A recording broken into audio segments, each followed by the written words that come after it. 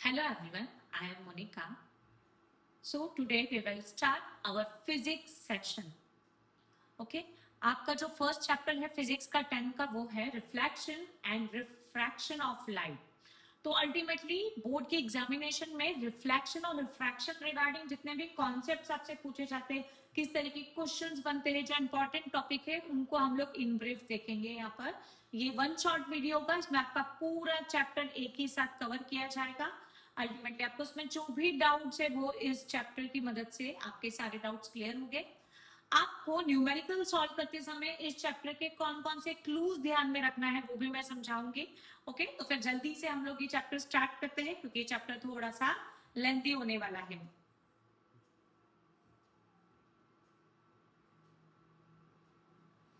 Okay, now our first chapter of physics, that is a reflection of light and refraction of light. Reflection और refraction दोनों के बारे में हम लोग इसमें पढ़ेंगे. तो अल्टीमेटली सबसे पहले हम लोग ये जान ले बेसिक थोड़ा सा कि लाइट क्या होती है. तो लाइट जो है is a form of energy जो हमेशा कैसे ट्रेवल करती है, इन अ स्ट्रेट लाइन, जिसको हम बोलते हैं रेक्टिलिनियर प्रोपोगेशन. लाइट जो है अगर हम लोग किसी भी ऑब्जेक्ट को देख पा रहे हैं तो उसमें कौन मदद कर रहा है हमको. लाइट अल्टीमेटली किसी भी ऑब्जेक्ट को सीन करने में मदद करती है. कैसे सीन करने में मदद करती है, तो कोई भी ऑब्जेक्ट पे जब लाइट टकराती है तो वो हमारे आंखों में रिफ्लेक्ट होती है और रिफ्लेक्ट होने के बाद में हम लोग उस ऑब्जेक्ट को इजीली देख पाते हैं. तो अल्टीमेटली इन कॉन्सेप्ट्स को हम लोगों ने बेसिकली स्टार्टिंग में भी पढ़ चुके हैं, आप लोअर क्लासेस में भी पढ़ चुके होंगे कि लाइट जो है वो रेक्टिलिनियर प्रोपगेशन शो करती है. लाइट जो है वो पार्टिकल्स की बनी हुई होती है. ये थे वेव फॉर्म में या पार्टिकल्स फॉर्म में, दोनों फॉर्म में ट्रैवल करती है. राइट, तो लाइट का जो पहला कॉन्सेप्ट इस चैप्टर में बहुत ज्यादा इंपॉर्टेंट है वो है reflection of light. Ultimately reflection मतलब क्या होता है, जब किसी सरफेस से लाइट आती है टकरा कर वापस जाती है तो इसको हम बोलते हैं रिफ्लेक्शन ऑफ लाइट. तो रिफ्लेक्शन को हम लोग इस तरीके से समझ सकते हैं, the bouncing back of the light ray from any surfaces, any smooth surfaces or reflecting surfaces is known as a reflection. right, तो रिफ्लेक्शन के लिए देखिए इंपॉर्टेंट चीज है, रिफ्लेक्शन के लिए कुछ लॉज फॉलो होते हैं. तो रिफ्लेक्शन के लिए आपको जो लॉज काम में आते हैं वो लॉज कौन कौन से हैं उनको हम लोग समझते हैं.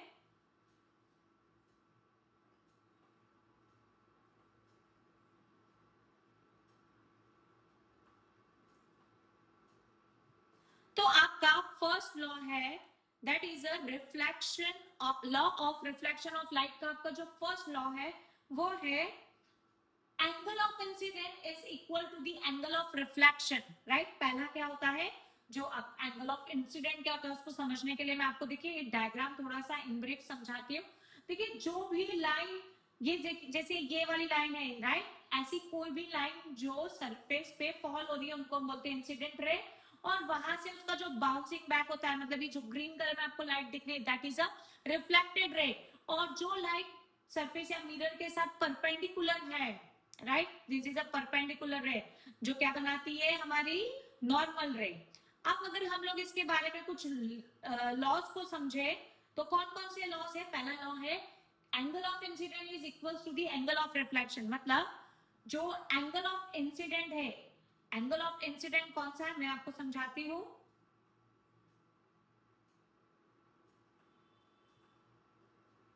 ये वाला जो है नॉर्मल रे और इंसिडेंट रे के बीच का जो एंगल है that is the angle of incident. इसमें आपको जल्दी समझ में आएगा. देखिए तो ये एंगल ऑफ इंसिडेंट इक्वल होता है ये वाला नॉर्मल रे और रिफ्लेक्टेड रे के बीच का जो एंगल है इसको कहा जाता है एंगल ऑफ रिफ्लेक्शन. तो angle of incidence is equals to the angle of reflection. ये दोनों एंगल एक दूसरे क्या होता है, इक्वल होता है. दूसरा जो लॉ है लॉ ऑफ रिफ्लेक्शन वो बोलता है इंसिडेंट रे, ये है हमारी इंसिडेंट रे, ये है हमारी नॉर्मल रे और ये है रिफ्रैक्टेड रे, lie on the same point, same plane पर आकर मिलती है, lie on the same point. Okay, got it. अब देखिए this law is applicable for the all of the reflecting surface including the spherical mirror. right, मतलब ये वाली जो लॉ है आपके प्लेन मिरर के लिए भी है, स्पेरिकल मिरर के लिए भी यूज हो गए. अब प्लेन मिरर जो होता है, प्लेन मिरर के सबसे इंपॉर्टेंट चीज है, तो प्लेन मिरर के थ्रू जो आप इमेज फॉर्मेशन देखेंगे तो उसका इमेज फॉर्मेशन के कैरेक्टरिस्टिक्स क्या क्या होते हैं, तो ध्यान दीजिएगा। प्लेन मिरर मतलब क्या है, जब आप सुबह सुबह अपने आप को आईने में देखते हैं, that is a plane mirror. वो क्या होता है, प्लेन मिरर होता है। अगर आप प्लेन मिरर की कुछ कैरेक्टरिस्टिक्स देखें, उसमें इमेज फॉर्मेशन किस अकॉर्डिंग होता है, तो वो इमेज हमेशा वर्चुअल होती है। वर्चुअल इन द सेंस कि वो स्क्रीन पर नहीं बनेगी, बिहाइंड द स्क्रीन बनेगी। ये हमेशा इरेक्ट होती है, मतलब सीधी होती है, right. If you are stay at the in front of the mirror, तो आपको अपने हमेशा सीधा देखेंगे, आपको उल्टा नहीं दिखाई देगा, राइट। तो दिस शो, अगर ऐसा है ऑब्जेक्ट तो ऐसे ही दिखेगा, ऐसा नहीं दिखेगा, उल्टा नहीं दिखेगा। अगर सीधी इमेज फॉर्म हो रही है तो इसको बोलते हैं erect image. The size of image is equals to the size of object, right. Mirror के थ्रू जो इमेज बनती है उसकी साइज ऑब्जेक्ट की साइज के इक्वल होती है। और एक इंपॉर्टेंट चीज होती है, द डिस्टेंस, जो डिस्टेंस होता है, the image form is as far behind the mirror as object is in front of it, right। मतलब जैसे फॉर एग्जांपल मिरर है, मिरर के आगे आपने जितने दूरी पर कोई ऑब्जेक्ट को रखा हुआ है उतनी ही दूरी पर पीछे साइड उसकी इमेज बनेगी, ओके। और हमेशा ध्यान रखिए, that is a important thing, पूछा जाता है लैटरल इन्वर्जन क्या होता है। तो जो इमेज फॉर्म होती है प्लेन मिरर के थ्रू वो लैटरली इन्वर्टेड होती है। लैटरली इन्वर्टेड मतलब क्या होता है, जैसे ही आप मिरर के सामने अपना राइट हैंड अराइज करेंगे तो आपको मिरर में वो लेफ्ट साइड दिखेगा, that is known as a lateral inversion. when the right side of the object appear in the left side, जब कोई भी ऑब्जेक्ट का राइट साइड इमेज का लेफ्ट साइड होता है तो ये बताता है आपका लैटरल इन्वर्जन, राइट। तो ये होगा इंपॉर्टेंट टॉपिक। उसके अलावा है आपका image form by a curve mirror. जो कर्व मिरर है उसके थ्रू इमेज का फॉर्मेशन कैसे होता है, अभी आपको मैंने प्लेन मिरर के थ्रू इमेज का फॉर्मेशन बताया, कर्व मिरर के थ्रू देखेंगे तो consider that curve surface of the large shining spoon is curve mirror, right. अगर आप स्पून को ले लो तो उसकी दो सरफेसेस होगी, एक इनवर्ट वाली सरफेस, एक आउटर वर्ड वाली जो सरफेस होती है वो वाली, राइट। मतलब यहां से और यहां से, तो जो अंदर साइड फोल्डेड सरफेस है वो वर्क कर रही है एज अ कॉनकेव, और जो बाहर से एक बल्ज आउट सरफेस है वो वर्क कर रही है एज अ कॉन्वेक्स, ओके। तो अगर मैं बात करूं इस सिचुएशन में जहां इमेज किसके थ्रू बन रही है, हमारी कॉनकेव के थ्रू बन रही है, तो कॉनकेव के थ्रू जो इमेज का फॉर्मेशन होगा, कॉनकेव, राइट, ध्यान रखिए, कॉनकेव के थ्रू इमेज का जो फॉर्मेशन होगा वो रियल होगी इमेज, इन्वर्टेड होगी और डिमिनिश्ड साइज की होगी। अगर वही इमेज फॉर्मेशन अगर कॉन्वेक्स साइड से होता है तो वो इमेज कैसी होगी, वर्चुअल, इरेक्ट और डिमिनिश होगी, राइट। अब the most commonly used type of curve mirror is a spherical mirror, मतलब हम इसी को कर्व मिरर या स्पेरिकल मिरर जो होते हैं वही बोलते हैं। अब अगर हम लोगों ने दो मिरर देखा, राइट, एक प्लेन मिरर होता है, स्पेरिकल मिरर होता है। स्पेरिकल मिरर कितने टाइप के होते हैं, दो टाइप के होते हैं, कॉनकेव मिरर और एक होता है कॉन्वेक्स मिरर। तो कॉनकेव के लिए हम लोग बोलते हैं कर्व्ड इनसाइड, ऐसा मिरर जो इनसाइड कर्व होता है उसको कहा जाता है कॉनकेव मिरर, और ऐसा मिरर जो जिसकी रिफ्लेक्टिंग सरफेस जो है वो कर्व आउटसाइड होती है, आउटसाइड वाली जो सरफेस है वहां से रिफ्लेक्शन हो रहा है तो उसको हम बोलेंगे कॉन्वेक्स मिरर। अब देखिए स्पेरिकल मिरर के लिए कुछ कॉन्सेप्ट्स आपको बहुत वेल नोन होना चाहिए, डायग्राम बनाते टाइम पे भी ये बहुत सारी चीजें आपके काम में आने वाली है, तो एक एक करके हम लोग इसको समझते हैं। देखिए पहला वाला जो है, ये मैं फॉर एग्जांपल एक एज्यूम कर रही हूँ कि मेरे पास में ये एक स्पीयर है, राइट, एक बड़ा सा स्पीयर है।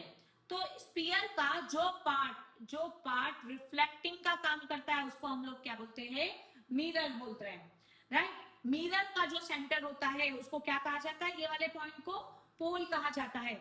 और मिरर जिसका पार्ट है वो पूरा स्पीयर, उसका centre, that is the centre of curvature, मतलब स्पीयर का centre, centre of curvature, mirror का सेंटर पोल, ओके। और ये और एक इंटरेस्टिंग चीज, सेंटर ऑफ कर्वेचर से लेकर पोल तक का जो डिस्टेंस होता है उसको कहा जाता है रेडियस, और इसके बीच में और एक पॉइंट होता है जिसको कहा जाता है फोकस। फोकस से पोल तक का जो डिस्टेंस होता है उसको कहा जाता है फोकल लेंथ। ओके, तो आई होप ये आपको समझ में आया होगा। तो पोल के लिए डेफिनेशन क्या होगी? It is the centre of the reflecting surface of the spherical mirror. मतलब पोल जो होता है वो रिफ्लेक्टिंग सरफेस का जो सेंटर पॉइंट है उसको हम बोलते हैं पोल। सेंटर ऑफ कर्वेचर क्या होता है? तो जो स्फीयर जिसका ऐसा स्फेरिकल सेगमेंट जिसका पार्ट आपका मिरर है उसका सेंटर, वो क्या होता है? Centre of curvature.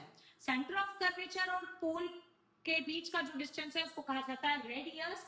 राइट, हमेशा ध्यान रखिए जो the distance of PC, PC मतलब पोल और सेंटर ऑफ कर्वेचर के बीच का जो डिस्टेंस है वो इक्वल होता है किसके? सो रेडियस ऑफ कर्वेचर के इक्वल होता है। राइट, उसके बाद में फिर हम लोगों ने और एक टॉपिक पढ़ा, that is a principal axis. Principal axis क्या होती है?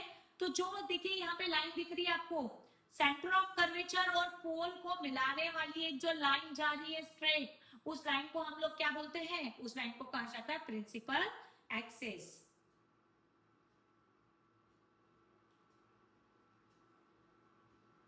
सो ये सारे पॉइंट मैं आपको इसमें समझा चुकी हूँ कि फोकस क्या होता है, पोल क्या होता है, सेंटर ऑफ कर्वेचर क्या होता है। ओके,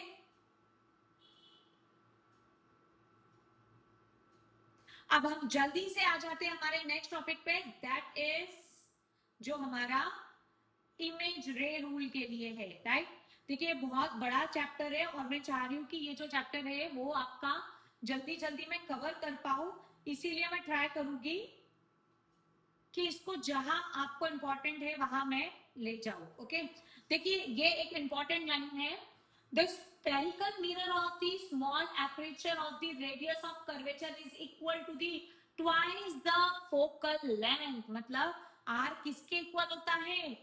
r किसके किसके इक्वल होता है?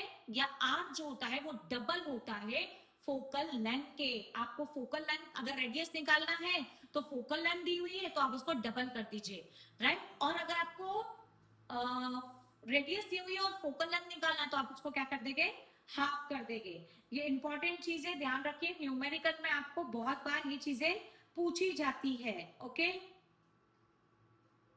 अब देखिए, अब हम लोग देखेंगे रे डायग्राम बनाने के लिए हमको जो कुछ रूल्स हम लोग यूज करते हैं।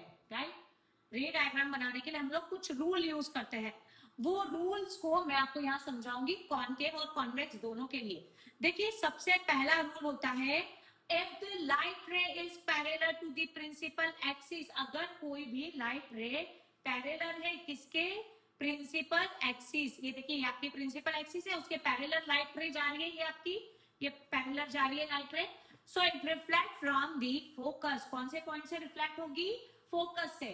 और अगर इसी का अपोजिट होता है, if the light ray is incident from the focus is reflect parallel to the principal axis. देखिए दोनों लॉ एक दूसरे के टोटली अपोजिट है।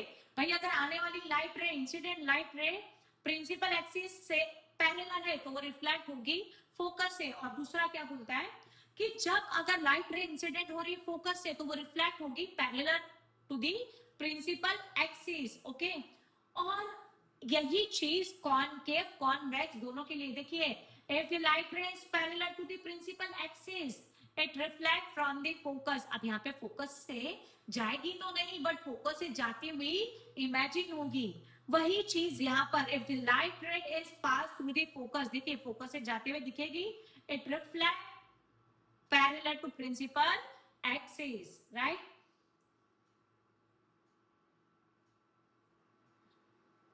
now ये हो गया दो रे रूल। अब जो थर्ड वाला है, that is from the centre of curvature. If the light ray incident from the centre of curvature, देखिए आपको ध्यान आ रहा होगा, अगर कोई भी लाइट रे इंसिडेंट हो रही कहां से? सेंटर ऑफ कर्वेचर से, तो वो रिफ्लेक्ट भी सेम पाथ से होगी।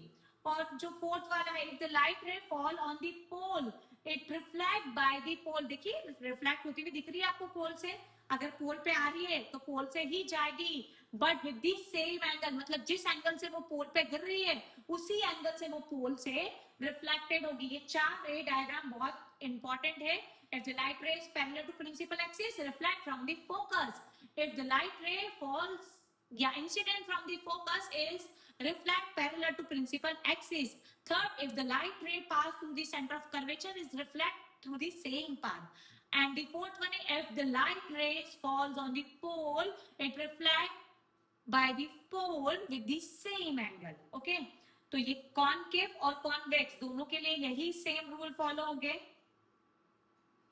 अब हमारा जो नेक्स्ट टॉपिक है that is image form by a concave mirror. अगर कॉनकेव मिरर के थ्रू इमेज फॉर्मेशन हम लोग देखें तो देखिए सबसे जबरदस्त और सबसे इजी वाला क्लू दे रही हूँ। ऑब्जेक्ट अगर आप पीछे से आगे आगे लाते जाओगे, पोजीशन चेंज करते जाओगे तो इमेज उतनी पीछे पीछे आती जाएगी। कैसे, मैं समझाती हूँ। देखिए पहला वाला डायग्राम अच्छे से हम लोग देखते हैं।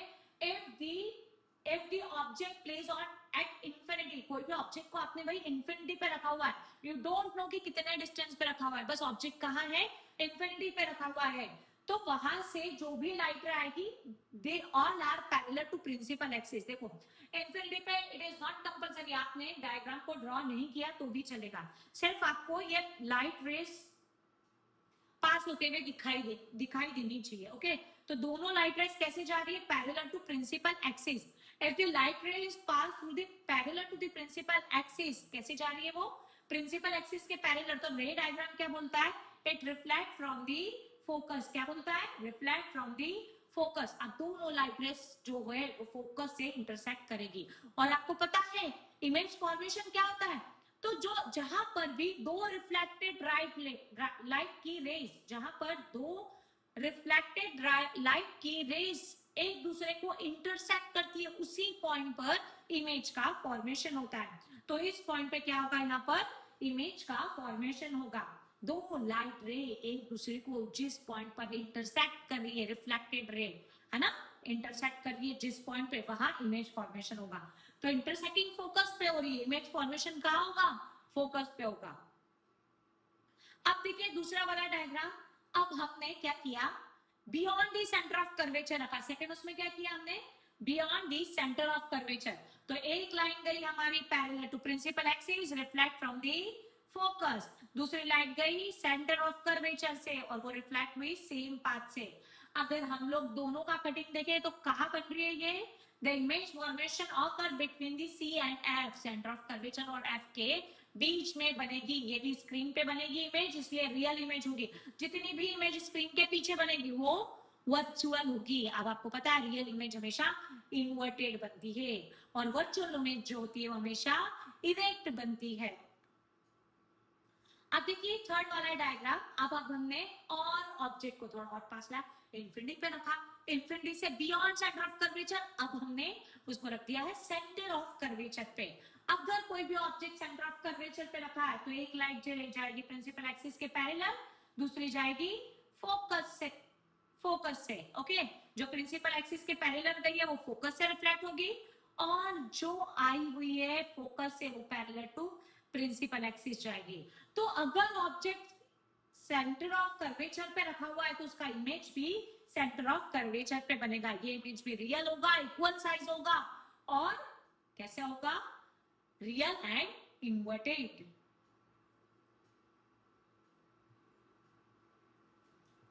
अब देखिए now the next image formation. अगर हम लोग देखें फोर्थ उस पे, आप देखिए पहला हो गया infinity, beyond centre of curvature, at centre of curvature. अब नेक्स्ट पॉइंट क्या आता है, सेंटर ऑफ कर्वेचर और एफ के मतलब पोल फोकस के बीच में।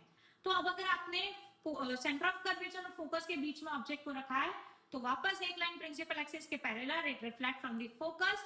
दूसरी वाली लाइन गई आपकी ये सेंटर ऑफ कर्वेचर से। तो इमेज फॉर्मेशन कहाँ होगा, इमेज फॉर्मेशन आपका होगा beyond the centre of curvature. Right, ये लार्ज इमेज होगी, स्क्रीन पर बनेगी, रियल होगी, इन्वर्टेड होगी। अब नेक्स्ट वाले सिचुएशन में देखिए, अब दोनों पॉइंट के बीच में हो गया सी और एफ के। अब अगला पॉइंट क्या है, एफ। तो अब ऑब्जेक्ट को रखोगे फोकस पे एक line parallel to principal axis reflect from the focus, दूसरी line center of curvature reflect from the center of curvature. Okay, तो इमेज फॉर्मेशन कहाँ होगा आपका? तो इमेज फॉर्मेशन नहीं दिखेगा, बिकॉज ये कहाँ होगा? At infinity. Image formation infinity पे होगा। देखिए हमेशा ध्यान रखिए, इंफिनिटी पे ऑब्जेक्ट रखा है तो इमेज कहाँ बनेगी? फोकस पे बनेगी। और अगर फोकस पे ऑब्जेक्ट को रखा हुआ है तो इमेज बनेगी एट इंफिनिटी, राइट? सो अब हम लोग नेक्स्ट वाला देखते हैं। नेक्स्ट वाला है, अब आप अपने ऑब्जेक्ट को कहाँ रखा है? फोकस और पोल के बीच में। देखिए ये फोकस है आपका और ये यहाँ पर पोल है। तो फोकस और पोल के बीच में कहीं भी आप ऑब्जेक्ट को रख दीजिए, एक लाइन जाएगी पैरेलल टू प्रिंसिपल एक्सिस, या पोल से भेजो या फोकस से भेजो, कहीं से भी भेजो। ये यहाँ पे हमने भेजा है सेंटर ऑफ कर्वेचर से। दूसरी वाली लाइन कहाँ से भेजी हुई है हमने? पोल से, तो वो रिफ्लेक्ट होगी पोल से, सेंटर ऑफ कर्वेचर वाली सेंटर ऑफ कर्वेचर से जाएगी। इमेज फॉर्मेशन भाई यहाँ स्क्रीन पर नहीं होगा, इमेज का फॉर्मेशन स्क्रीन के बिहाइंड होगा। मतलब ये इमेज होगी वर्चुअल। वर्चुअल इमेज हमेशा इरेक्ट होती है, सीधी होती है। ओके, और ये साइज में भी मैग्निफाइड होगी।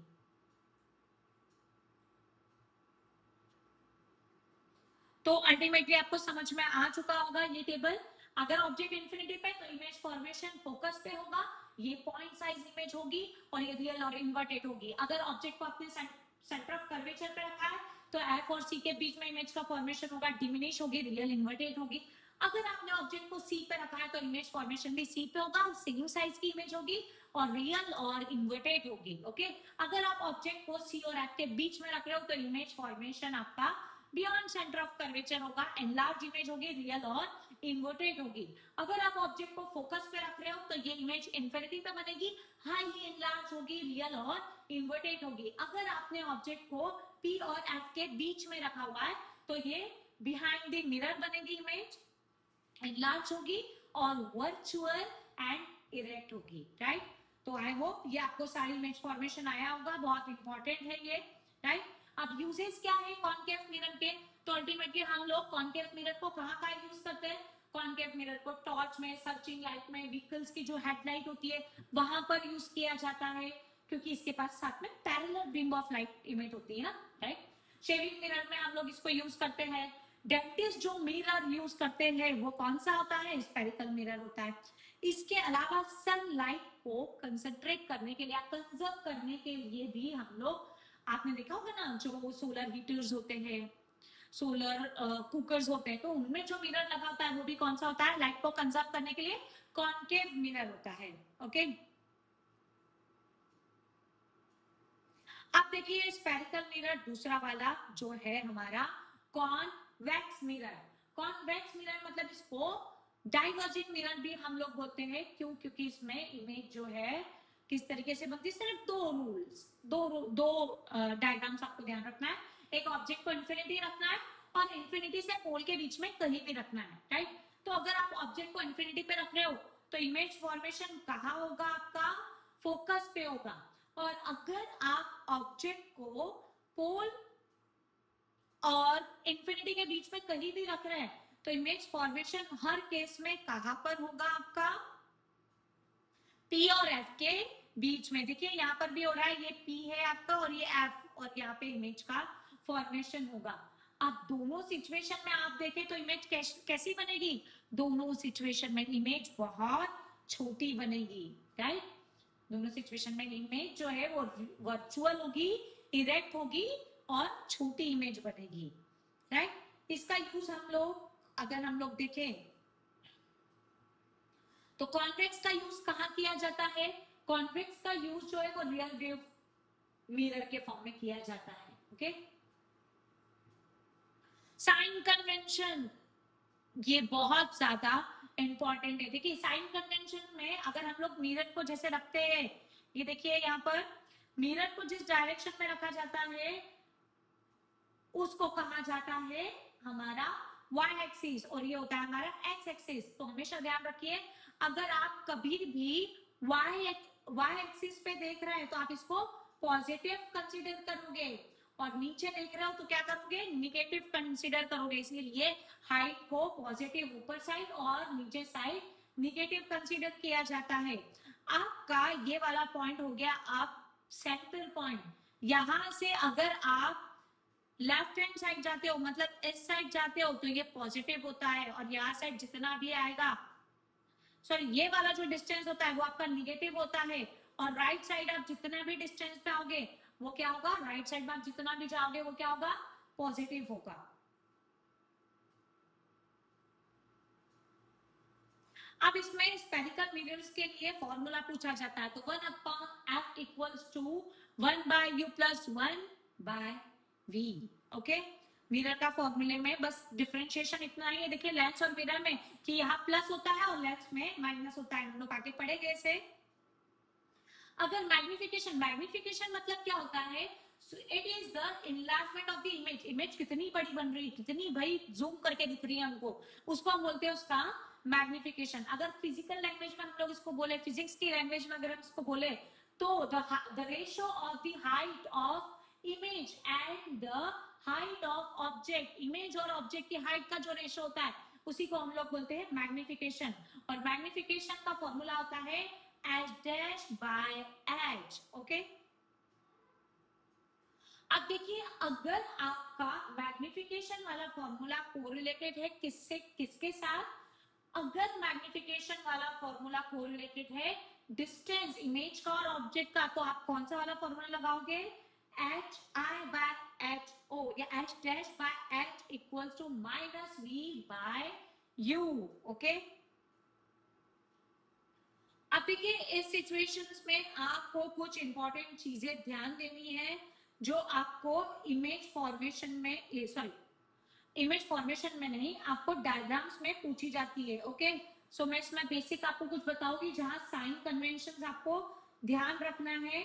तो देखिए the height of object, object की हाइट को हमेशा कैसे लेते हैं हम लोग, पॉजिटिव लेते हैं। Okay, the height of image is taken positive for virtual image, positive किसके लिए लोगे, वर्चुअल इमेज के लिए, और अगर वो रियल इमेज है तो वो कैसी होगी, निगेटिव होगी। ये चीजें आपको कहाँ ध्यान में आएगी, जब आप कोई भी न्यूमेरिकल सॉल्व कर रहे हो, ये इंपॉर्टेंट चीज है।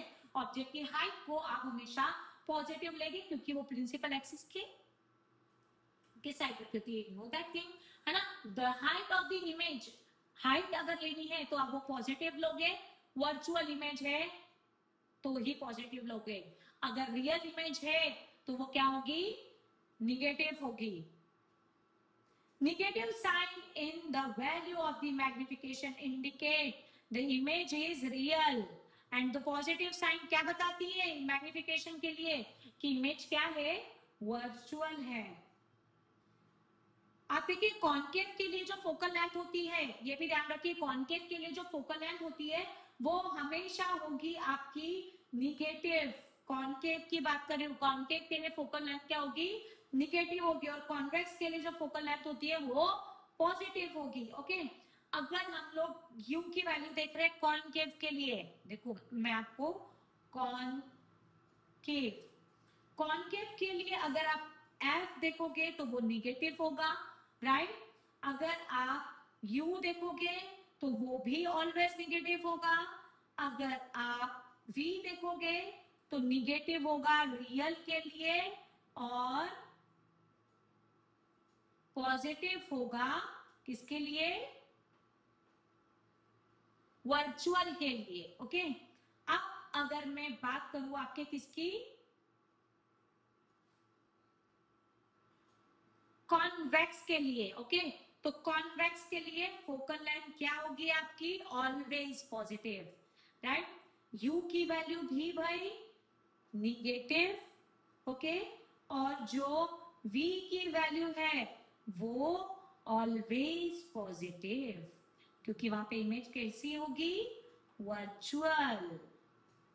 देखिए ये चीज और नीचे वाली एक चीज, ऊपर वाली एक चीज, है ना, ये दोनों चीजें आपको ध्यान रखना है। कॉन्केव के लिए फोकल लेंथ निगेटिव, यू की वैल्यू निगेटिव, वी की वैल्यू अगर रियल है तो निगेटिव, और अगर वर्चुअल है तो पॉजिटिव। कॉन्वेक्स के लिए फोकल लेंथ पॉजिटिव, यू की वैल्यू निगेटिव, वी की value always positive, because image वहां कैसी बनेगी, वर्चुअल बनेगी।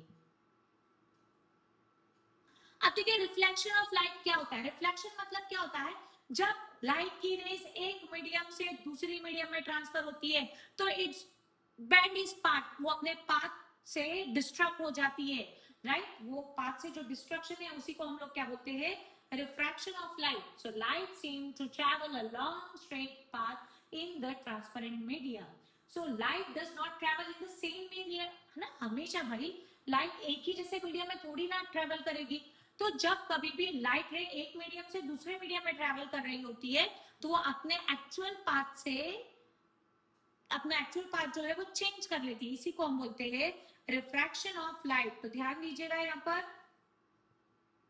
अब reflection of light, reflection is very in the different medium such as kerosene में अगर है तो रिफ्रैक्शन अलग होगा, अगर और कोई दूसरा मीडियम है तो वहां रिफ्रैक्शन अलग अलग होगा. हर कहीं रिफ्रैक्शन हर मीडियम के लिए क्या होता है? अलग अलग होता है. देखिए आपने देखा होगा कि अगर कोई आपने वाटर वाटर मतलब एक ग्लास में वाटर लिया, उसमें आपने पेंसिल इंसर्ट करके रखी हुई है, तो वो आपको स्लाइटली ब्रेक होते हुए दिखाई देगी. ये ब्रेकिंग क्यों दिखाई देता है? Due to the refraction. Okay आपने लेमन को जैसे वाटर में डिप किया तो वो स्लाइटली आपको ऊपर दिखाई देगा. वैसे स्विमिंग पूल में फ्लोर आपको ऊपर दिखाई देता है. क्यों? रिफ्रैक्शन की वजह से. तो ये बहुत सारे कॉन्सेप्ट है जो किस पे डिपेंडेंट है? रिफ्रैक्शन की वजह से. आपने डेली लाइफ में कॉइन को पानी में डालना है, पानी में डालने के बाद में आपको थोड़ा सा स्लाइटली ऊपर आते हुए दिखाई देगा. ये भी किसकी वजह से? रिफ्रैक्शन की वजह से, राइट? अगर हम लोग देखें स्लैब के थ्रू रिफ्रैक्शन कैसे होता है, तो आप हमेशा ध्यान रखिए कि जो रिफ्लेक्टेड रे है और जो एक्चुअल रे जानी चाहिए थी वो दोनों एक दूसरे की क्या होती है? हमेशा पैरेलल होती है. देखिए ये दोनों रेज एक दूसरे को कहीं भी इंटरसेक्ट नहीं करेगी. ये दोनों क्या है? एक दूसरे के पैरेलल है, राइट? चैप्टर बहुत बड़ा है और अगर ऐसा कुछ लग रहा है ये टॉपिक्स आपको नहीं समझ में आ रहे तो मैं वापस इस पे और एक छोटा सा वीडियो बना दूंगी. बट मैं चाह रही हूँ कि आज आप कम टाइम में ज्यादा पूरा चैप्टर रिकॉल कर लें. देखिए इंपॉर्टेंट चीज, जब कभी भी हमेशा ध्यान रखिए कि जब लाइट रेज अलग अलग मीडियम में ट्रांसफर करती है तो उसके लिए दो मीडियम होते हैं. दो मीडियम कौन से होते हैं? एक होता है रेयर मीडियम और एक होता है डेंसर मीडियम. आप रेयर मीडियम क्या होता है, डेंसर मीडियम क्या होता है वो समझिए. जैसे फॉर एग्जांपल रेयर मीडियम यहाँ पे एयर है, जहां पर पार्टिकल्स बहुत दूर दूर हो गए वो रेयर मीडियम होगा, और जहां पार्टिकल्स पास पास हो गए वो क्या होगा? आपका डेंसर मीडियम. तो जैसे ये एक सरफेस है, ये यहाँ पर मैंने लिया है एयर और यहाँ पे लिया है ग्लास. ये हमारी नॉर्मल रहे, ये इंसिडेंट होने वाली है हमारी इंसिडेंट रे है. अब एक्चुअली ये जो इंसिडेंट रे है उसको ऐसे जाना चाहिए था, बट ये रे जो है वो रेयर से डेंसर में जा रही है तो कंजेस्टेड हो जाएगी ये थोड़ी सी. तो इसीलिए it bend towards the normal. और अगर मीडियम उल्टा कर दे, अगर ग्लास से एयर में जा रही है तो it away from the normal, right? ये हमेशा ध्यान रखिए आप.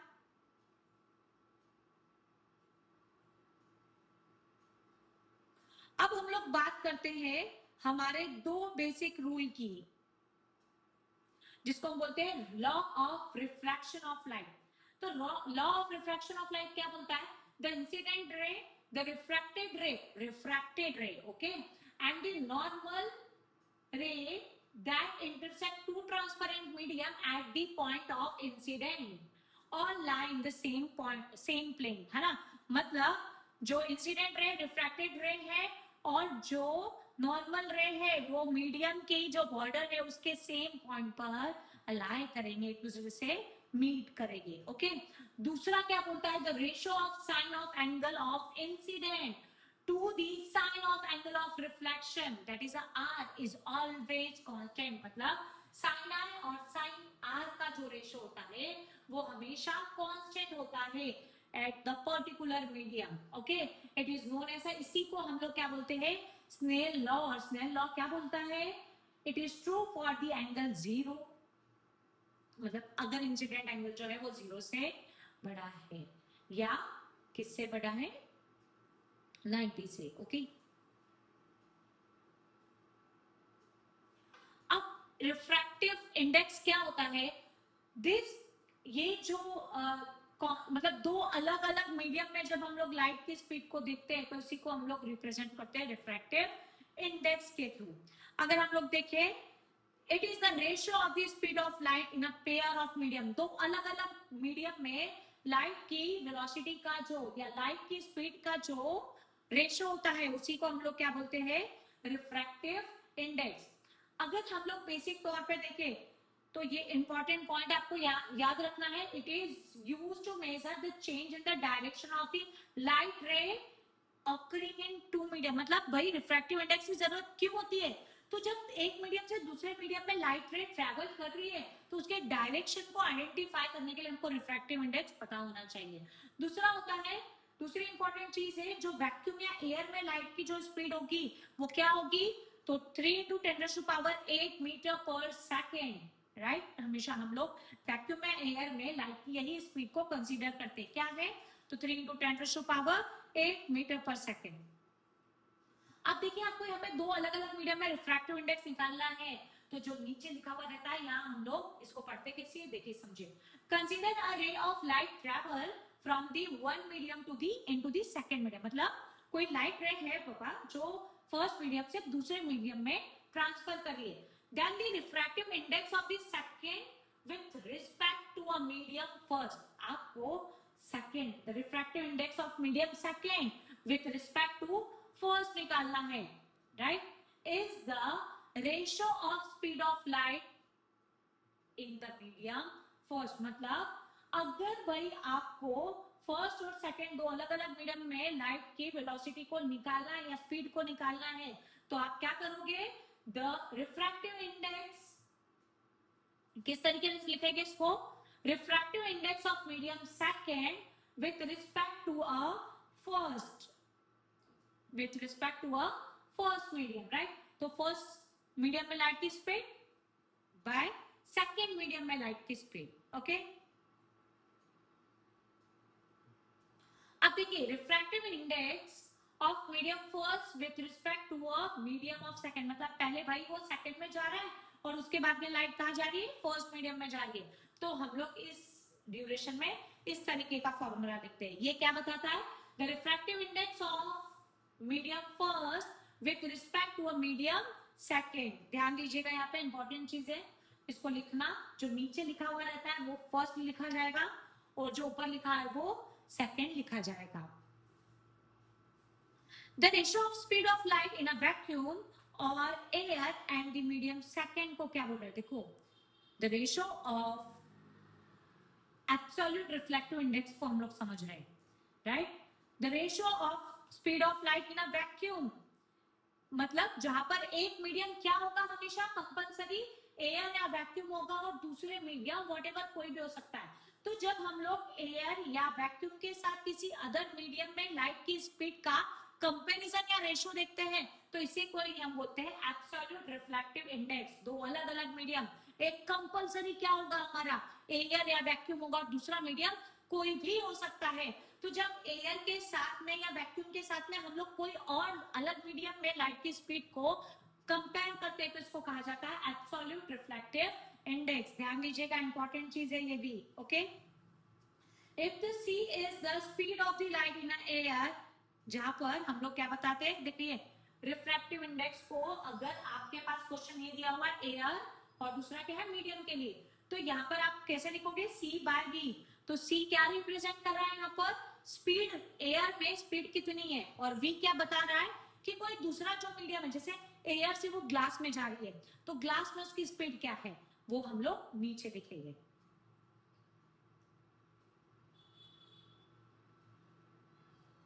अब अलग अलग मीडियम में रिफ्रैक्टिव इंडेक्स की वैल्यू दी हुई है आपको, आप ये कुछ वैल्यूज ध्यान रखेंगे, जिसे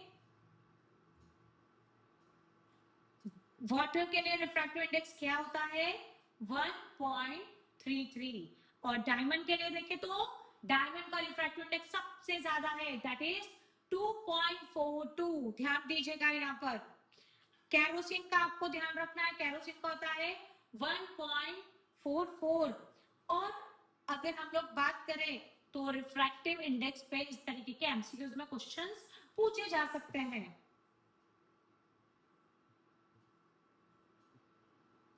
देखिए अभी आपको मैंने ये थोड़ी देर पहले भी समझाया था कि अगर द टर्म रेयर मीडियम मतलब और डेंसर मीडियम क्या होता है उसको समझते हैं। Medium of large refractive index, जिसका रिफ्रैक्टिव इंडेक्स लार्ज होगा वो क्या होगा, ऑप्टिकल डेंसर मीडियम होगा, और जिसका लोअर रिफ्रैक्टिव इंडेक्स होगा वो कौन सा होगा, ऑप्टिकल रेयर मीडियम होगा। तो हमेशा ध्यान रखिए, जब लाइट रे डेंसर से रेयर में ट्रांसफर होगी तो it away from the normal, और जब कभी भी लाइट रे रेयर टू डेंसर जाएगी तो it bends toward the normal. हमेशा ध्यान रखिए, large refractive index optical denser medium, lower refractive index that means the optical rare medium। अब lenses मतलब क्या होता है, the transparent material bounded by a two surface, दो सरफेस से बाउंडेड हमारा ट्रांसपेरेंट मटेरियल, उसी को हम लोग क्या बोलते हैं, लेंस बोलते हैं। ओके, अब अगर हम लोग लेंस की बात करें तो लेंस के अलग अलग एग्जांपल हो सकते हैं। प्लेन और कॉन्वेक्स, मतलब एक सरफेस प्लेन है और दूसरी सरफेस कॉन्वेक्स है।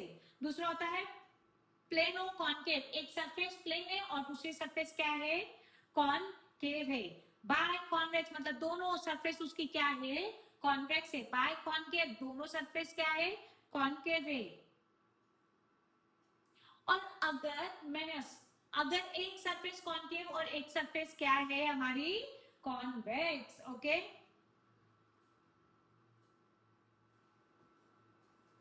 अब हम लोग कुछ जो रे रूल्स हम लोगों ने पढ़े थे किसके लिए, हमारे मिरर के लिए, वही हम लोग आप लेंसेज के लिए पढ़ेंगे। तो पहला आपको बताया था मैंने, the lens with to spherical surface, है ना, डबल कॉन्वेक्स लेंस की बात कर रहे हैं हम लोग।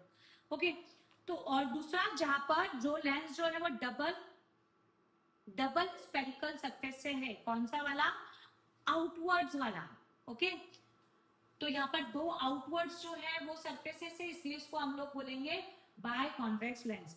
बाय कॉन्वेक्स लेंस जो होता है वो such lens converging the light, इसलिए इसको कंजर्विंग लेंस बोलते हैं। और जो दूसरा होता है डाइवर्जिंग लेंस, डाइवर्जिंग लेंस कौन सा है हमारा, सो कॉनकेव लेंस जो है वो डाइवर्जिंग लेंस होता है। कॉनकेव लेंस क्या होता है, डाइवर्जिंग लेंस होता है। अगर हम लोग इसमें बात करें तो देखिए, if the light ray is parallel to principal axis is reflect from the focus, हमेशा ध्यान रखिए, है ना। तो यहाँ पर क्या होता है कि जब लाइट रे प्रिंसिपल एक्सिस के पैरेलल आएगी तो सारी लाइट रेस को फोकस पे आकर पूरा कंसंट्रेट कर देगा, इसीलिए इसको हम लोग बोलते हैं कन्वर्जिंग लेंस। और दूसरा देखिए, आप दूसरे वाले डायग्राम में लाइट रे जो आ रही है वो पीछे साइड देखिए आप, तो ऐसी डिवाइड होती हुई दिखाई देगी आपको, राइट, यहाँ दिख रही है आपको, ये इस तरीके से डिवाइड होते हुए, इसलिए इसको डाइवर्जिंग लेंस कहा जाता है। अब देखिए, जो मिरर का जो लेंस का सेंटर होता है उसको ऑप्टिकल सेंटर कहा जाता है, राइट। और अगर हम लोग बात करें यहाँ पर प्रिंसिपल एक्सिस की, तो सेंटर ऑफ कर्वेचर और ऑप्टिकल सेंटर को मिलाने वाली लाइन हमारी प्रिंसिपल एक्सिस है। यहाँ पर दो फोकाई होते हैं, एक होता है ये F1 और ये 2F1, और उसी के अपोजिट साइड F2 और 2F1। ओके, तो अल्टीमेटली ये सारे कॉन्सेप्ट्स आपको बहुत अच्छे से नोन होंगे।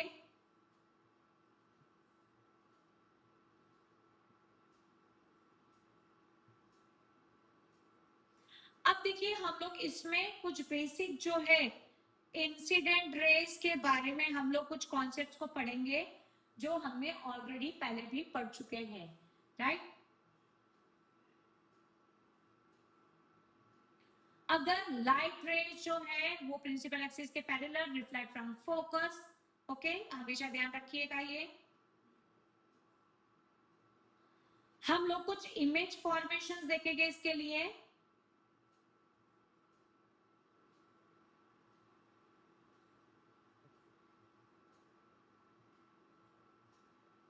Just a minute. अगर आपने ऑब्जेक्ट को रखा है इंफिनिटी पे तो इमेज फॉर्मेशन कहाँ होगा, फोकस पे होगा, राइट। और ये साइज कैसी होगी ऑब्जेक्ट की, हाईली डिमिनिश्ड पॉइंट साइज होगी, इसका नेचर रियल और इन्वर्टेड होगा। अगर आप ऑब्जेक्ट को कहाँ रख रहे हैं, F2, देखिए ये हम लोग कॉन्वेक्स लेंस के थ्रू देख रहे हैं। ऑब्जेक्ट को अगर हमने बियॉन्ड 2F1 रखा है तो इमेज फॉर्मेशन F2 और 2F2 के बीच में होगा, ये भी इमेज डिमिनिश होगी, रियल और इन्वर्टेड होगी। अगर आप ऑब्जेक्ट को 2f1 पे रख रहे हैं तो इमेज फॉर्मेशन 2f2 पर होगा, ये भी सेम साइज की होगी, रियल होगी और इन्वर्टेड होगी। अगर आप ऑब्जेक्ट को f1 और 2f1 के बीच में रख रहे हैं तो इमेज फॉर्मेशन बियॉन्ड 2f1 होगा, ये भी इमेज इनलार्ज होगी, राइट, और ये भी रियल और इन्वर्टेड होगी। अगर आप ऑब्जेक्ट को फोकस f1 पे रख रहे हैं तो इमेज फॉर्मेशन इंफिनिटी पर होगा, ये हाईली इनलार्ज इमेज होगी, रियल और इन्वर्टेड होगी। बट एक ही केस में वर्चुअल और इरेक्ट इमेज आपको मिलेगी, दैट इज जब आप ऑब्जेक्ट को F1 और O के बीच में रखेंगे तो उस टाइम पर इमेज इनलार्ज तो बनेगी, बट कैसी बनेगी, वर्चुअल बनेगी और इरेक्ट बनेगी। ओके, अब अगर आप कॉनकेव लेंस के थ्रू देखें तो वापस वही सिचुएशंस, अगर इंफिनिटी पे रखेंगे तो f1 बनेगी, हाईली डिमिनिश पॉइंट साइज होगी, वर्चुअल और इरेक्ट होगी। यहाँ पर दोनों केस में देखिए, यहाँ पर सिर्फ एक ही केस ऐसा था जहां पर रियल और एक ही केस ऐसा था जहां पर वर्चुअल और इरेक्ट इमेज बन रही थी। बट जो आप बात करें कॉनकेव लेंस की तो वहां पर दोनों इमेज जो है, इंफिनिटी वाली इमेज भी वर्चुअल और इरेक्ट बनती है, और जो इंफिनिटी और ओ के बीच में है वो भी कैसी बनेगी, वर्चुअल और इरेक्ट। दोनों की साइज ऑब्जेक्ट में जो इमेज बनेगी, ऑब्जेक्ट की जो इमेज बनेगी, उन दोनों की साइज भी डिमिनिश होगी। इसके लिए हमेशा रूल याद रखना, if the light rays parallel to principal axis reflect from the focus, और अगर फोकस से आ रही तो पैरेलल टू प्रिंसिपल एक्सिस जाएगी, और ऑप्टिकल सेंटर से तो ऑप्टिकल सेंटर से ही रिफ्लेक्ट हो जाएगी।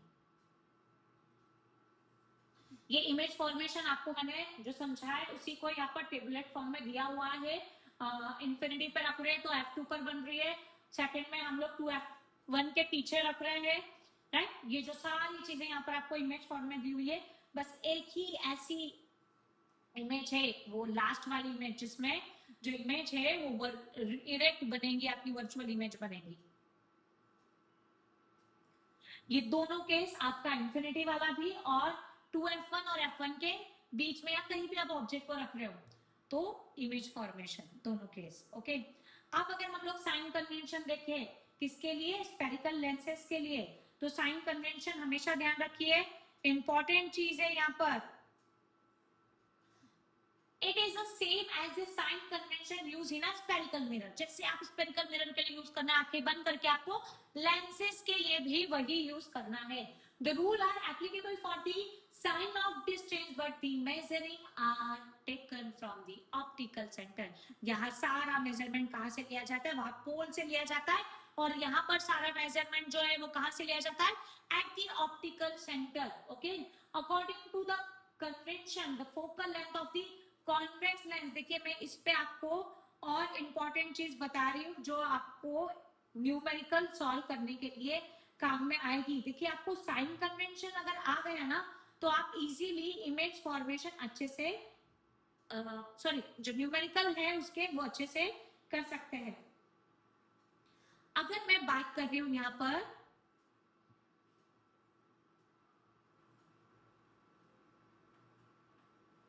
कॉनकेव और कॉन्वेक्स लेंस के लिए, तो हमेशा f की वैल्यू ध्यान रखिए क्या होती है, ऑलवेज नेगेटिव।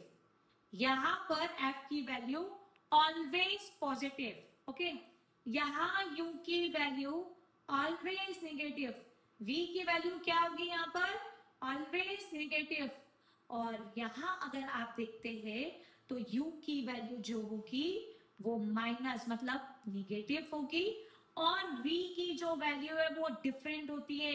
अगर पॉजिटिव है मतलब वो इमेज फॉर्मेशन कैसे होगा, रियल, और अगर निगेटिव है, अगर क्या है, निगेटिव है, तो वो इमेज कैसी होगी, वर्चुअल। ध्यान दीजिएगा, I repeat it, concave convex lens दोनों के लिए ध्यान रखिए, फोकल लेंथ जो होती है वो क्या होती है, कॉनकेव के लिए निगेटिव होती है, जो डिस्टेंस होता है ऑब्जेक्ट का u वो होता है निगेटिव, और v भी जो होता है वो निगेटिव होता है। मतलब कॉनकेव लेंस के लिए अगर आपको कुछ भी पूछा जाए तो सब निगेटिव होता है। और अगर बात मैं करूं कॉन्वेक्स लेंस की तो फोकल लेंथ पॉजिटिव होगी, u जो है मतलब ऑब्जेक्ट का डिस्टेंस जो है वो निगेटिव होगा, और इमेज जो है वो दो तरीके की मिलेगी। अगर रियल इमेज है तो वो पॉजिटिव होगी, और अगर वर्चुअल इमेज है तो वो निगेटिव होगी। आई होप आपको सब कुछ समझ में आ रहा होगा ये सारी चीजें।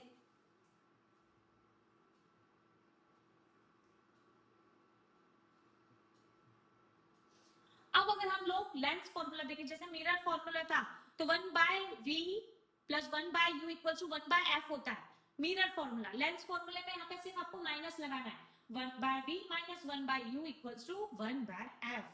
ओके, मैग्निफिकेशन सेम एज जो हाइट ऑफ इमेज और हाइट ऑफ ऑब्जेक्ट के जो रेशियो, इसको हम लोग बोलेंगे मैग्निफिकेशन। मैग्निफिकेशन में यहाँ पर आपने देखा होगा -v/u होता है मिरर में, और वही लेंस में होगा h dash by h equals to v by u, minus नहीं लगेगा यहाँ।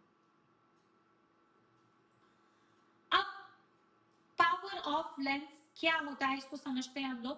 Okay, the ability of the lens to converge और diverge light ray depending on the focal length, मतलब फोकल लेंथ के अकॉर्डिंग लाइट रे को कन्वर्ज करना है या फिर डाइवर्ज करना है, ये पावर को हम लोग बोलते हैं। इसी को हम लोग अल्टीमेटली ये किस पर डिपेंड करता है, कन्वर्ज करने की पावर या उसको फैलाने की पावर, उसको डाइवर्ज करने की पावर फोकल लेंथ पर डिपेंड करती है। Convex lens of the short focal length bend the light ray through a large angle and the focus closer to the optical center, है ना। ये कौन करता है, कॉन्वेक्स लेंस करता है। लेंस को कॉन्वेक्स लेंस क्या करता है, फोकल लेंथ को शॉर्ट कर देता है, राइट। इसीलिए फोकल लेंथ को हमेशा क्या करेगा, ये शॉर्ट करेगा। और जो कॉनकेव लेंस है वो very short focal length causing the higher diversion than one with longer focal length। हमेशा ध्यान रखिए, ये इंपॉर्टेंट टॉपिक है। ओके,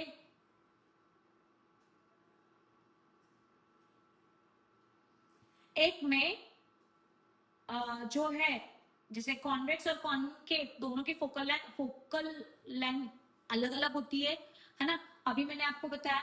और उसके अलावा उनकी पावर भी अलग अलग होती है। तो पावर को हम लोग कैसे डिटरमाइन करते हैं, 1/4 focal length। The degree of converging or diverging of lens ray by the lens is expressed, the degree of converge and diverging of the light ray by a lens is expressed as a power। मतलब जो किसी भी lens की conserve और किसी भी lens की conserving और जो डाइवर्जिंग पावर, डाइवर्जिंग करने की जो कैपेसिटी होती है उसी को हम लोग बोलते हैं पावर। पावर को हम लोग रिप्रेजेंट करते हैं P के थ्रू, और it is a reciprocal of its focal length. Focal length के रेसिप्रोकल होता है। इसकी ऐसा यूनिट होती है, D से डिनोट किया जाता है डायप्टर। और डायप्टर इक्वल्स टू क्या होता है, 1 डायप्टर इक्वल्स टू 1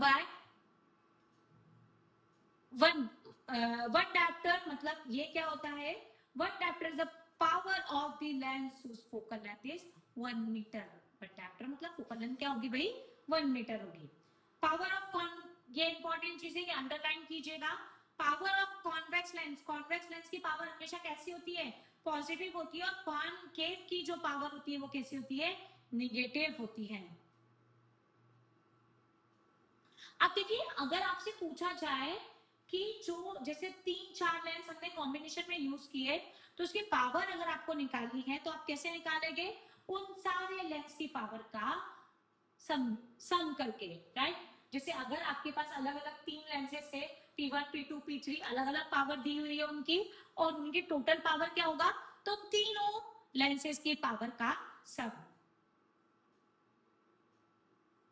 आपने इसमें देखा होगा स्पेक्टिकल्स के टाइम पर आपको अलग अलग पावर कैसे निकाली जाती है। तो जो है डॉक्टर वो इस तरीके का एक स्पेक्स लगाते हैं और उसमें अलग अलग लेंसेस को इंसर्ट किया जाता है और उसके थ्रू एक प्रॉपर पावर निकाल ली जाती है। ओके, सो अल्टीमेटली अपन ने ये वाला जो चैप्टर था reflection and refraction of light, इसके बारे में मैंने आपको पूरा इस चैप्टर में डिस्क्रिप्शन दिया है। मैं चाहती थी कि पूरा चैप्टर एक ही साथ कवर हो। अगर आपको ऐसा लग रहा है कि इसमें कोई डाउट है तो हम लोग नो डाउट आपके जो डाउट्स है उसको सबसे पहले क्लियर करेंगे, राइट। इस पे मैं आपको लगे तो न्यूमेरिकल्स को कैसे सॉल्व करना है, इसके लिए भी एक अलग अलग तरीके के न्यूमेरिकल्स आते हैं, उसको आप किस तरीके से इजी वे में सॉल्व कर सकते हैं उसकी भी शॉर्ट ट्रिक्स आपको मैं दूंगी। एक छोटा सा वीडियो जैसे मैंने आपका बनाया था आपका आईयूपीएसी नोमेनक्लेचर जो था कार्बन कंपाउंड का, उसमें जैसे बनाया था उसी बेसिस पर आपका न्यूमेरिकल का एक छोटा सा सेगमेंट मैं क्रिएट करूंगी आपके लिए। Okay, thank you.